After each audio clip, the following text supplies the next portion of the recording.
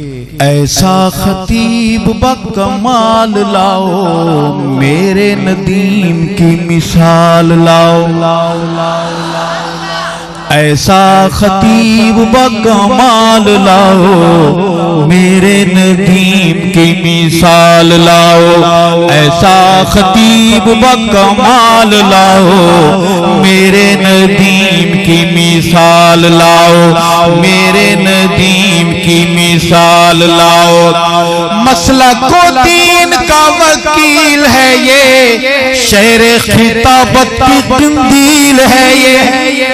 الحمدللہ رب العالمین والصلاة والسلام علی سید الانبیاء والمرسلین، اما بعد، اعوذ باللہ من الشیطان الرجیم، بسم اللہ الرحمن الرحیم۔ قل ان کنتم تحبون اللہ فاتبعونی یحببکم اللہ ویغفر لکم ذنوبکم واللہ غفور الرحیم۔ قل اطیعوا اللہ والرسول فإن تولوا فإن اللہ لا يحب الکافرین۔ صدق اللہ العظیم۔ قال النبی صلی اللہ علیہ وسلم لا یؤمن احدکم حتی یکون ہواہ تبعا لما جئت بہ۔ صدق اللہ العظیم و صدق رسولہ النبی الامین الکریم۔ اللہم صلی علی سیدنا و مولانا محمد النبی الامی وعلی آلہ وصحبہ وبارک وسلم۔ انتہائی قابل قدر سامعین و ناظرین محترم، ربیع الاول شریف کا مہینہ ہے اور سیرت طیبہ کے مختلف عنوانات قرآنی آیات کی روشنی میں ان پر گفتگو ہو رہی ہے۔ ان میں سے آج کا مقدس عنوان ہے اطاعت رسول، کہ نبی کریم صلی اللہ علیہ وسلم کی اتباع، اطاعت، فرما برداری، یہ ہماری نجات کا راستہ ہے۔ قرآن کریم کی یہ آیت آل عمران اس کے 31 اور 32 نمبر آیت میں ہے، جن کا میں نے ابھی سہارا لیا ہے۔ یہودیوں کا ایک دعویٰ تھا کہ ہم اللہ کے محبوب ہیں، اللہ ہم سے محبت کرتا ہے، نحن ابناء اللہ و احباؤہ، اللہ کی اولاد ہیں، اس لیے ہمیں قیامت کے دن جہنم میں نہیں ڈالا جائے گا، ہم جنت کے وارث ہوں گے۔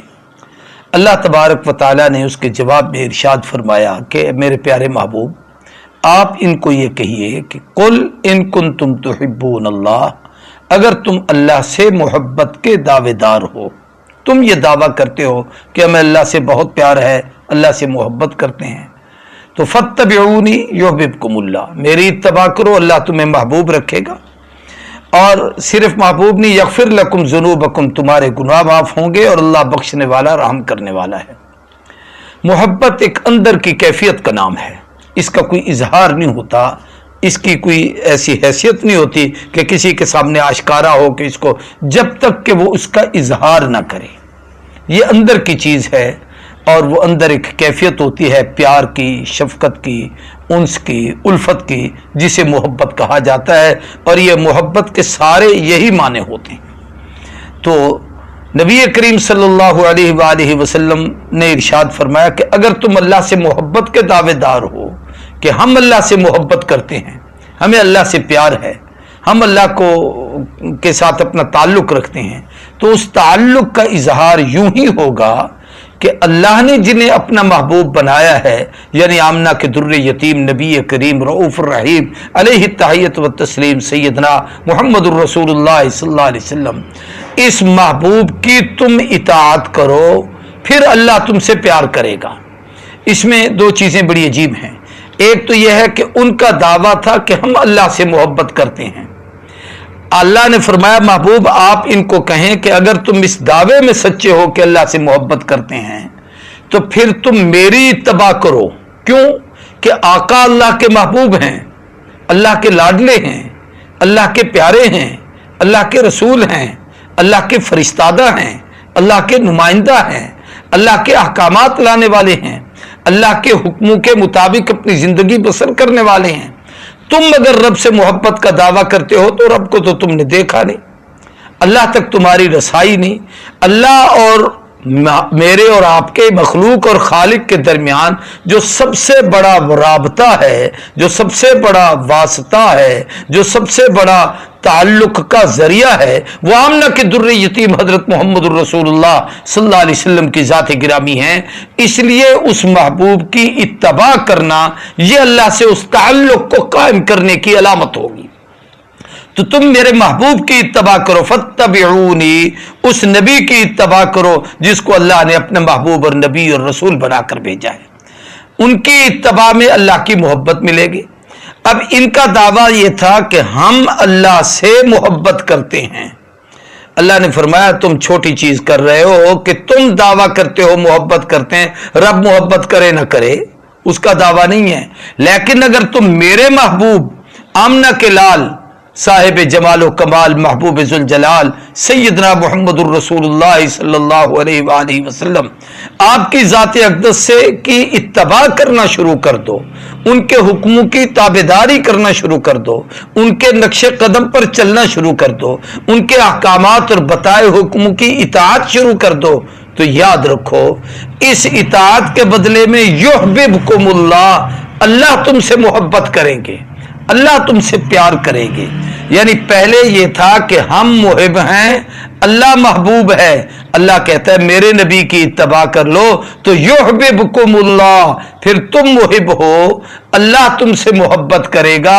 وہ یوں سمجھ لو تم محبوب بن جاؤ گے، اللہ تمہارے محب بن جائیں گے، وہ تم سے پیار اور محبت کرنا شروع کر دیں گے۔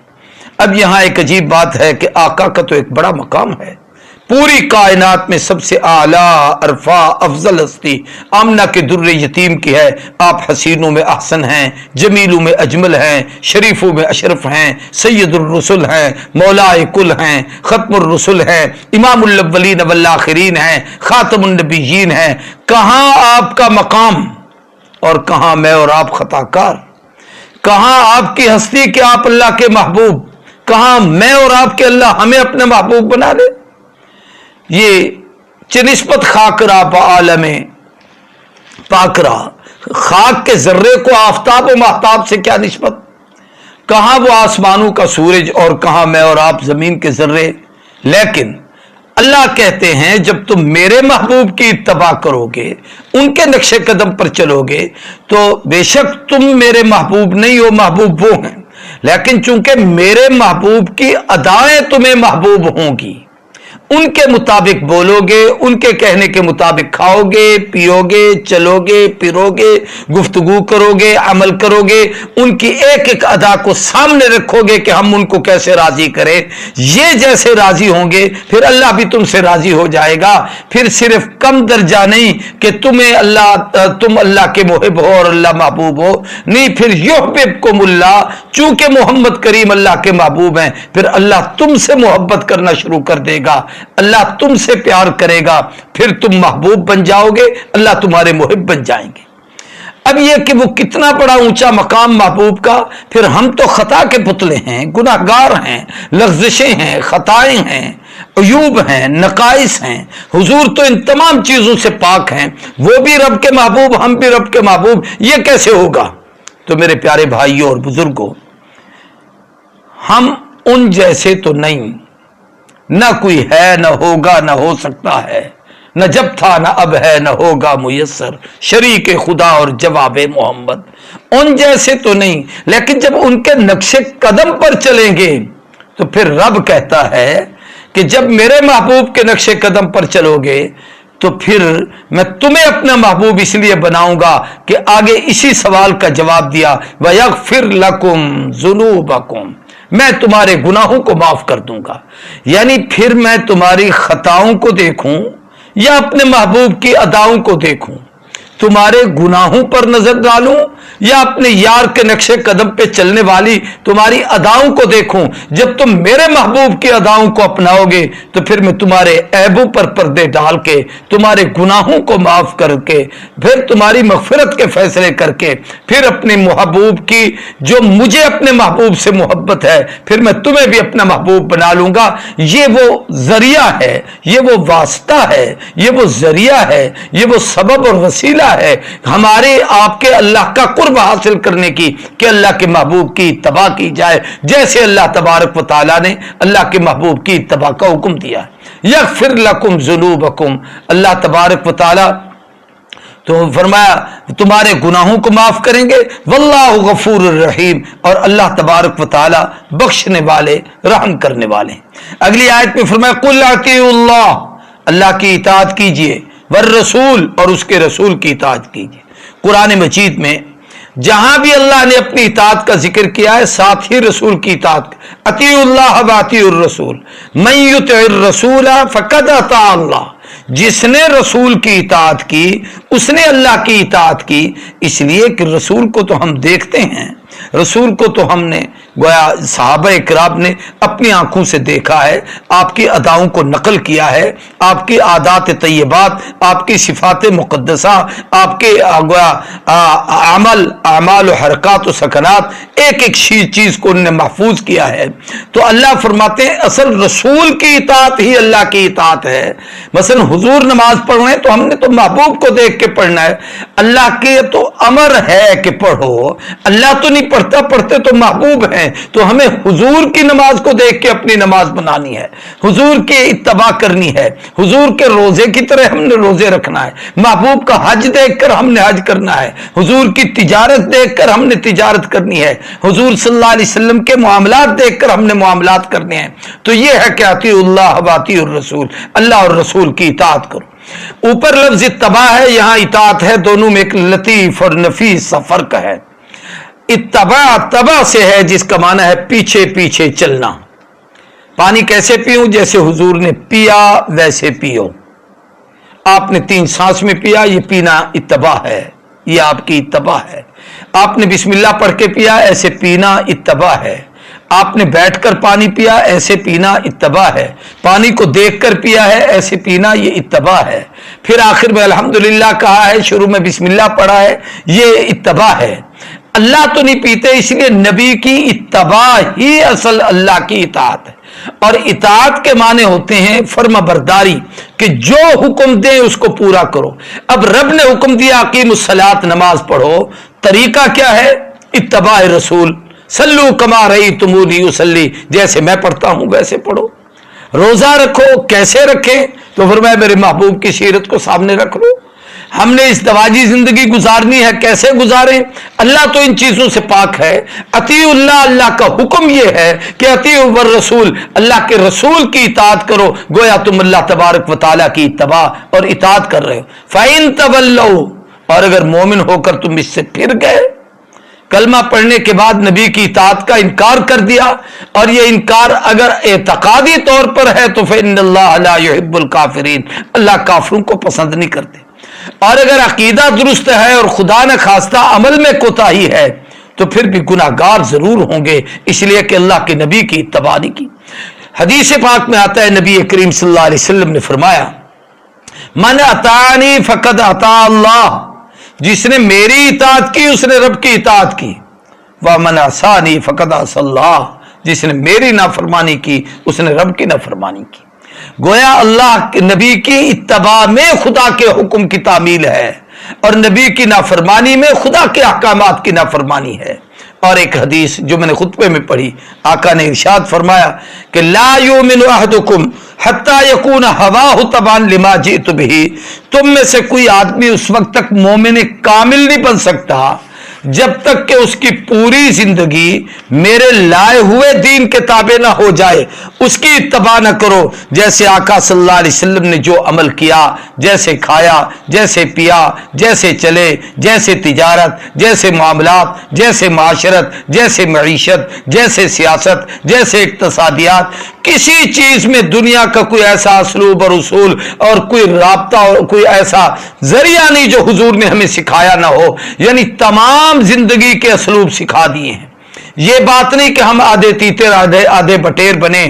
یہ قرآن کہتا ہے یا ایھا الذین آمنوا ادخلوا فی السلم کافہ ولا تتبعوا خطوات الشیطان انہ لکم عدو مبین. شیطان کی تابعداری نہ کرو کہ آدھے تیتر آدھے بٹیر ایک چیز کو حلال سمجھیں اور پھر کریں گے اس لیے حلال سمجھیں گے کھائیں گے نہیں, یا یہ ہے کہ یہ کر لیں جائز ہے اس کے اندر نبی کی اتباع کریں. نماز ہے جی نبی نے حکم دیا ہے, روزہ ہے حضور کا حکم ہے, سیاست یہ ہمارے مزاج کی ہے, یہ کاروبار یہ ہمارا ذاتی معاملہ ہے, یہ لین دین یہ ہمارے ذاتی معاملات ہیں, یہ بیع و شراء یہ ہمارے ذاتی معاملات ہیں. اسی طریقے سے نکاح ازدواجی زندگی یا معاشرتی زندگی یہ ہمارے نہیں, ہماری کوئی چیز ذاتی نہیں, ہم اپنی ذات کے مالک نہیں, ہم اللہ کے محتاج ہیں. وہ ہمارا خالق اور مالک ہے, اس نے ہماری رہنمائی کے لیے اپنے رسول کو مبعوث فرمایا ہے. تو فرمایا اس رسول کی اتباع کرو گے کامیاب و کامران ہوگے, اور اگر اس رسول کی اتباع نہیں کرو گے پھر کامیاب نہیں ہو سکتے. اس لیے اطاعت کو لازمی درجہ قرار دیا گیا. لا یؤمن احدکم حتی یکون ہواہ تبعا لما جئت بہ, حتیٰ کہ تم رسول اللہ صلی اللہ علیہ وسلم کی تمام معاملات میں اتباع کرو. اس پر سب سے بڑی عملی سیرت کہ اتباع رسول میں انتہا درجے کا کمال, وہ یاد رکھیے صحابہ کرام رضوان اللہ تعالی علیہم اجمعین کی سیرت طیبہ ہے. اس سے بہتر کائنات میں اور کوئی آدمی ایسی سیرت نہیں پیش کر سکتا جس طریقے سے انہوں نے کمال کر دیا تھا اللہ کے نبی کی اتباع کا. ایک ایک عمل ایک ایک واقعہ صحابہ کی زندگی کے ایسے ملتے ہیں جو اتباع میں کمال ہے کہ انہوں نے جیسے تابعداری کی اسی طریقے سے انہوں نے اس کو کر کے دکھایا ہے. یا یہ کہ اللہ کے نبی نے کوئی حکم فرما دیا, حکم تو بڑی دور کی بات تھی, اشارتاً کنایتاً بھی اگر محسوس کر لیا صحابہ نے کہ محبوب یہ چاہتے ہیں تو انہوں نے جا کے وہ کام کر دیا ہے. اس لیے کہ ادائے رسول میں ہی حقیقت میں اتباع خداوندی ہے, اللہ کے حکموں کی تعمیل ہے. حدیث میں ایک واقعہ آتا ہے کہ ایک انصاری صحابی تھے, غالباً امام ابو داؤد نے اپنی صحیح میں نقل کیا ہے, یہ صحائح ستہ میں سے ایک کتاب ہے. انصاری صحابی تھے, حضور صلی اللہ علیہ وسلم ایک مرتبہ اپنے کچھ دوستوں کے ساتھ مدینہ طیبہ سے باہر نکلے تو آپ نے خوبصورت سا ایک گنبد قبہ نما حجرہ مکان دیکھا. آپ نے پوچھا یہ کس کا ہے, دریافت کیا, بتایا گیا کہ اللہ کے محبوب یہ فلاں انصاری کا. حضور خاموش ہو گئے اور بعض روایت میں کہ اتنا ارشاد فرمایا کہ لوگوں کو آخرت کی فکر کم ہو گئی اور اس میں الجھ گئے ہیں. آپ خاموش ہو کے تشریف لے آئے, آ کر آپ بیٹھ گئے. وہ انصاری آتے ہیں, آ کر حضور اکرم صلی اللہ علیہ وسلم کو سلام کرتے ہیں. آپ صلی اللہ علیہ وسلم اپنا رخ مبارک موڑ لیتے ہیں, وہ اس طرف سے آ کے پھر سلام کرتے ہیں. پھر حضور اپنا رخ اطہر دوسری طرف پھیر لیتے ہیں, پھر وہ سلام کرتے ہیں. پھر محبوب اپنے چہرہ انور کو اور طرف اپنا منہ مبارک کر لیتے ہیں. تو صحابی بہت بے چین ہوئے. صحابہ وہ تھے جن کی رسول اللہ کے بغیر نہیں گزرتی تھی, نہ کسی کام میں نہ کسی عمل میں. حتیٰ کہ صحابہ کہتے ہیں کہ ہم حضور سے جدا ہوتے تو ہماری بے چینی ہوتی تھی کہ اب واپس جائیں اور اللہ کے نبی کا دیدار کریں. ایک روایت آتی ہے کہ حضرت ابوبکر صدیق رضی اللہ تعالیٰ عنہ ایک مرتبہ اپنی آنکھوں کو یوں مسل رہے تھے اور آئے دیکھ کے چلے گئے. پوچھا کیا ہے, فرمایا حضور آپ کی یاد ستاتی ہے, آیا ہوں دیکھا ہے جی خوش ہو گیا ہے, اب اپنے کام کے لیے واپس جاؤ. تو وہ انصاری صحابی بے چین ہو گئے کہ محبوب میرا سلام کا جواب نہ دیں, کیا بات ہے. صحابہ اکرام سے اس نے پوچھا تو کچھ صحابہ نے بتایا کہ اللہ کے محبوب آپ کے مکان کی طرف گئے تھے اور آپ نے وہ پکی عمارت دیکھ کر فرمایا کس کا گھر ہے, تو بتایا گیا کہ یہ فلاں صحابی کا ہے. تو آپ صلی اللہ علیہ وسلم نے اس کو اس انداز سے ناپسند فرمایا اور خاموش ہو کے چلے آئے. صحابی جاتے ہیں, جا کر مکان کی اینٹ سے اینٹ بجا دیتے ہیں, سارا گھر ختم کر دیتے ہیں, چٹیل میدان بنا دیتے ہیں اور آ کر یوں کہتے نہیں کہ سائیں ہم آپ کے خادم ہیں, آپ کے نوکر ہیں, دیکھیے آپ کے اشارہ ابرو پہ سارا کچھ قربان ہے, میں نے جا کے مکان کو ختم کر دیا, آج ہم تھوڑا سا کسی کے ساتھ کوئی بھلائی اور نیکی کا معاملہ کریں, 1000 دفعہ اس کو جتلاتے ہیں. صحابی اپنے حال پر رہ گئے. پھر اللہ کے محبوب کا وہاں سے گزر ہوا تو آپ نے پوچھا یہ کیا ہوا وہ جو مکان تھا؟ کہا اللہ کے محبوب وہ جو آپ نے اس دن ارشاد فرمایا اس صحابی نے پوچھا تھا، ہم نے اسے بتایا، اس نے آ کے ایسے کر دیا ہے. تو پھر رسول اللہ صلی اللہ علیہ وسلم کا اس صحابی کے ساتھ وہ معاملہ جیسے وہ صحابی چاہتے تھے اس طرز پہ ہوا. میں صرف بتانا یہ چاہتا ہوں کہ حضور نے اسے کہا نہیں، لیکن محبوب کی انداز کو سمجھے کہ یار کا مزاج یہ ہے، سرے تسلیم خم ہے جو مزاج یار میں آئے. ایک نہیں 20 صحابہ کے واقعات ہیں. سیدنا عبداللہ ابن عمر ابن العاص رضی اللہ تعالیٰ عنہ ارشاد فرماتے ہیں کہ ایک مرتبہ ہمارے ساتھ بڑا ایک عجیب واقعہ پیش آیا کہ ہم حضور اکرم صلی اللہ علیہ وسلم کے ساتھ سفر میں تھے اور ہمارے اونٹ جو ہے میرے پاس ایک چادر تھی، وہ رنگ میں رنگی ہوئی تھی، قسم کا رنگ جو عام طور پہ عورتیں اس قسم کا رنگ زیادہ پہنتی ہیں. تو میں نے اوپر اوڑی ہوئی تھی تو حضور صلی اللہ علیہ وسلم نے اسے دیکھ کر اس کو ناگوار کیا اور پسند نہیں فرمایا. اور میں نے جب یہ دیکھا تو میں وہاں سے سیدھا گیا اور میں نے جا کر اس چادر کو اتارا اور اتار کر تندور جل رہا تھا اس کے اندر ڈال دیا، اسے آگ لگا دی، ختم کر کے چھوڑ کے آگ لگا کے آ گیا. تو نبی کریم صلی اللہ علیہ وسلم نے فرمایا وہ چادر کا کیا بنا بھائی؟ کہا اللہ کے محبوب آپ کے اشارے ابرو پہ جان قربان، میں نے اس آگ کو جا کے آگ لگا دی ہے. آپ نے فرمایا کسی خاتون کو دے دیتے، عورت کو دے دیتے، تم نے آگ کیوں لگاتی؟ کہا محبوب جس پہ آپ کی نظر کرم نہیں پڑی پھر وہ میرے گھر میں رہنے کی چیز بھی تو نہیں ہے، میں اسے اپنے پاس کس لیے رکھوں؟ میں نے اسی پر راضی تھا کہ محبوب جو چاہتے ہیں میں وہی کرتا ہوں. یعنی آپ سارے صحابہ اکرام کی زندگی کو اس انداز سے دیکھیں. سیدنا عبداللہ ابن مسعود رضی اللہ تعالیٰ عنہ ایک مرتبہ تشریف لائے، آ کر سلام کیا. عجیب اتفاق تھا کہ آقا گفتگو میں مصروف یا مشغول تھے تو آپ نے اس کے سلام کا جواب نہ دیا یا آپ کا اس طرف التفات نہ ہوا تو ابن مسعود گھبرا گئے.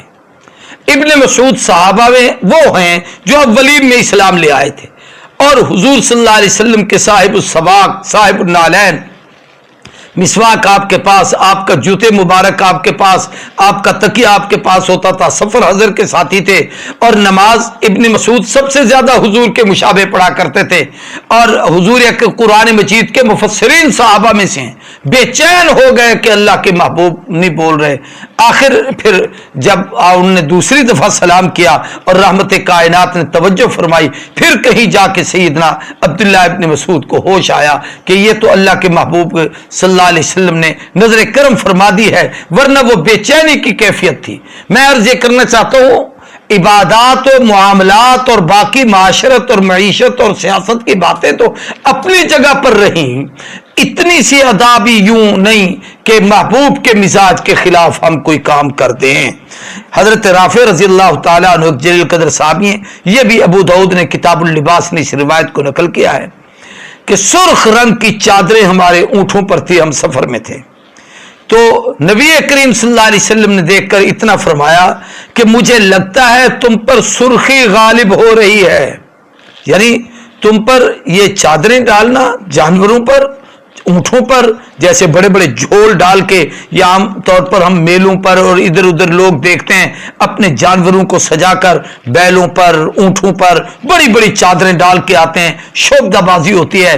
فرمایا اس کو دیکھ کر حضور نے جب پسند نہیں فرمایا تو ہم اتنے جلدی سے اٹھے اور اونٹوں کی طرف دوڑے کہ حضور نے جو پسند نہیں فرمایا تو اب یہ چادر ہمارے پاس نہ رہے، فوراً ان چادروں کو ہٹائیں. تو فرمایا ہم جب دوڑے تو ہمارے دوڑنے کی وجہ سے اونٹ بھی ادھر ادھر بھاگے اور پھر ہم نے جا کر وہ چادریں اتار دی. عروہ ابن مسعود رضی اللہ تعالیٰ عنہ جو بعد میں مسلمان ہو گئے تھے، صلح حدیبیہ کے موقع پر یہ حضور اکرم صلی اللہ علیہ وسلم کے پاس کفار کی طرف سے نمائندگی کرنے کے لیے آئے تھے. جب یہ واپس گئے تو ان مشرکین مکہ سے جب گفتگو ہوئی تو ان کو کہنے لگے کہ جو کچھ میں دیکھ کے آیا ہوں تم محمد الرسول اللہ کی جماعت کا مقابلہ نہیں کر سکتے، رسول اللہ کے غلاموں کے ساتھ تمہارا مقابلہ نہیں. میں بڑے بڑے بادشاہوں کے پاس گیا ہوں لیکن میں نے رحمت کائنات کے خادموں کو دیکھا ہے کہ آمنہ کے در یتیم کا کمال یہ ہے کہ حضور بولتے ہیں वो सहाबा सामे होते हैं, महबूब बैठे हों वो आका का दीदार कर रहे होते हैं, आप इशारा करें वो हुक्म की तामील कर रहे होते हैं, आप कुछ कहें वो उसको पूरा कर रहे होते हैं। और फिर मैंने ये अजीब अदा देखी है कि अगर आप अपना लुआब दहन भी मुंह से निकालें, अपने हाथों में वो आपके लुआब को लेकर अपने चेहरे पे मलते हैं, आपके पानी के कतरात को जमीन पे नहीं गिरने देते। और उनकी इबादत की कैफियत ये है कि बिल्लैल रुहबानुम व बिन्नहारि फुरसाना, रात को देखता हूं मुसल्ले पे खड़े होकर आबिद नजर आते हैं, दिन को तलवार उठाकर मैदान जिहाद में ये लोग मुजाहिद नजर आते हैं। ये अल्लाह के महबूब के सहाबा की अमली कैफियत थी। ये है वो इत्तबाए रसूल जो जिसके लिए फरमाया युहबिबकुमुल्लाह, फिर अल्लाह तुम्हें महबूब बनाएंगे, और अल्लाह ने इनको महबूब बनाया है। हजरत वाइल इब्न हुज्र रज़ी अल्लाह तआला अन्हु हुजूर के जलील क़द्र साहबी हैं। हमारे यहाँ भी आजकल नौजवानों में ज्यादा चेहरे पे दाढ़ी है नहीं, या है तो छोटी सी है, लेकिन बाल बड़े बड़े रखने का रिवाज हो गया है।